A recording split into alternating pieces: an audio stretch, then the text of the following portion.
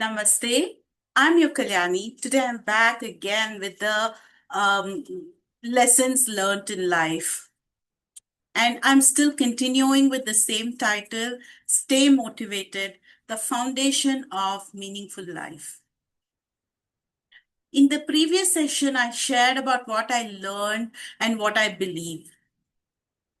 I learned that staying motivated day in and day out is a must. It's mandatory. And I learned that the key to that is being kind, being compassionate, trying to help others.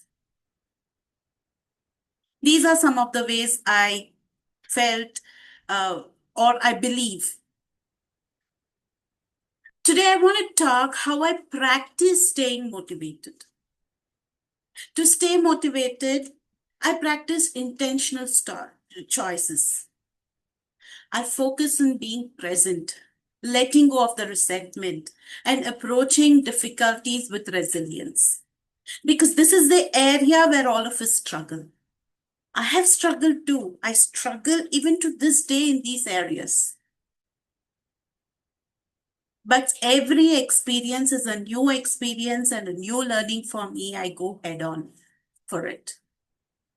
I prioritize what's truly meaningful over temporary gains and avoid a trap of constant comparison because that's a common human tendency.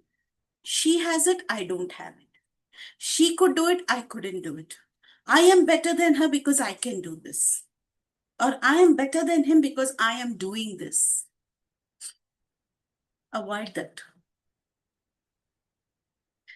I have always said try to stick to the commitments which I do. In case I cannot, I just take a pause and inform the concerned person or people why I'm not able to meet up with my commitment.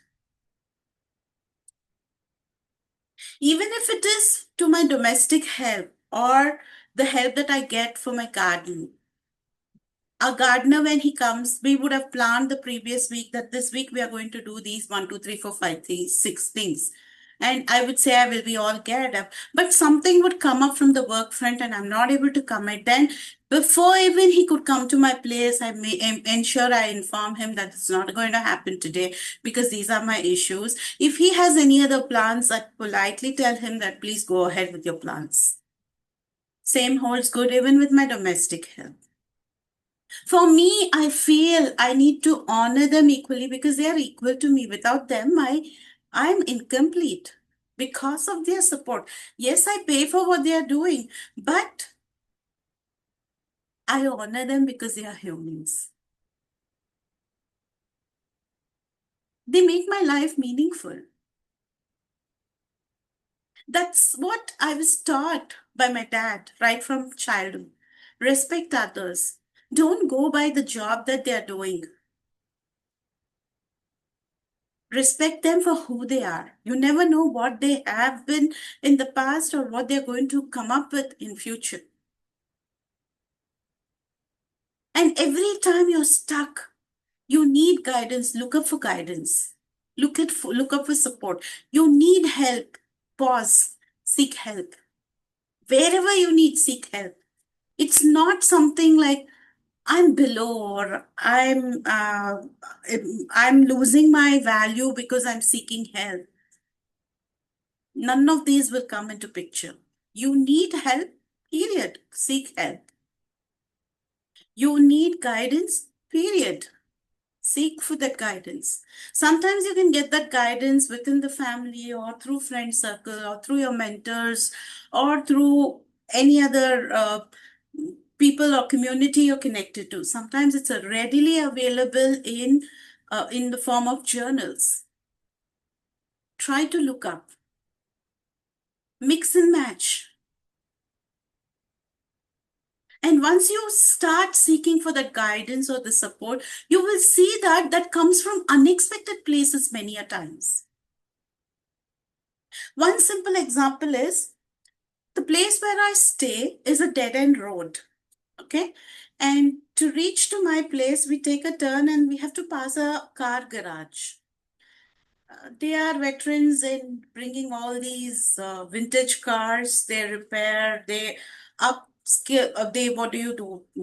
uplift that and bring it to the current day so that those vintage cars have got the same value and people are using it. So this garage people, they're just there for what, almost around 47, 48 years in the street, not 48, almost 58 years in the street. So we just say hello and hi and pass by with them because they are there at the entrance.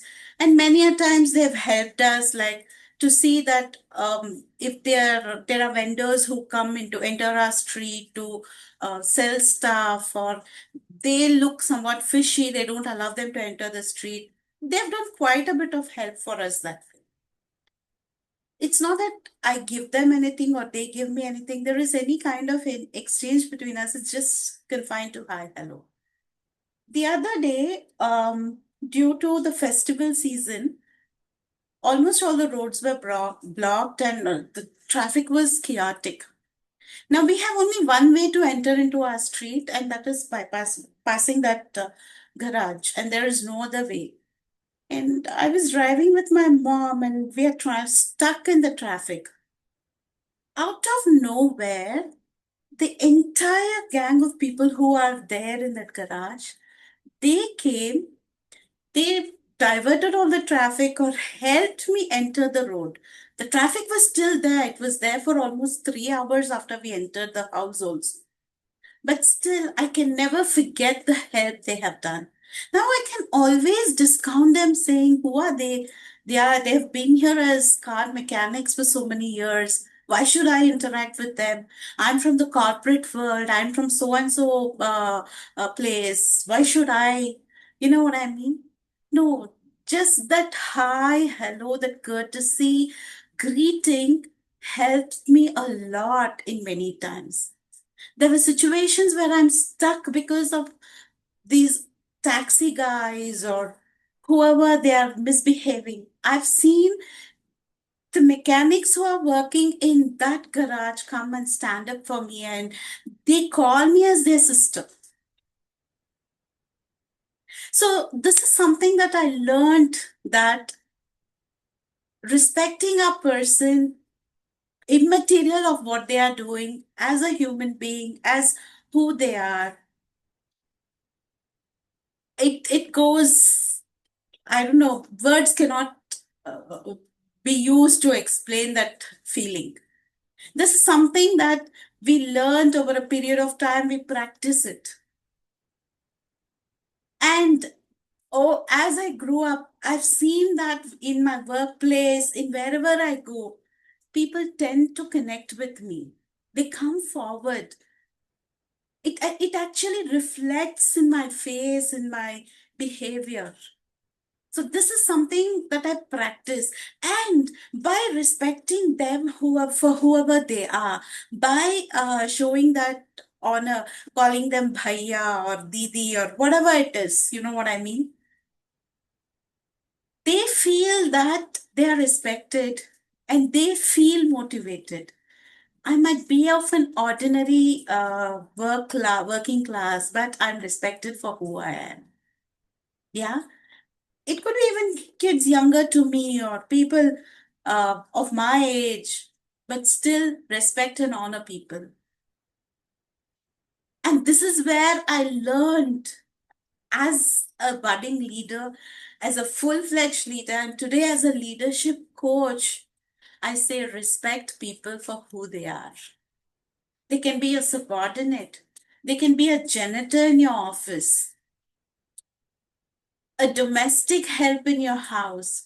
Respect them for who they are. It's a way of serving them. And in process of doing that, you're not bringing down yourself, you're elevating yourself. So this is what I practice. And I've shared examples where I have received the benefit of what I practice. And trust me, I don't practice because I'm getting that benefits. It's something that's been rooted in me. That's why I practice it. Yes, I do lose my temper on people. I do scream at them. But eventually, I do apologize if it is my mistake. because even I'm a human being. Think about it and let me know what you do or what you practice to stay motivated. Namaste. Jai Hind, Jai Bharat.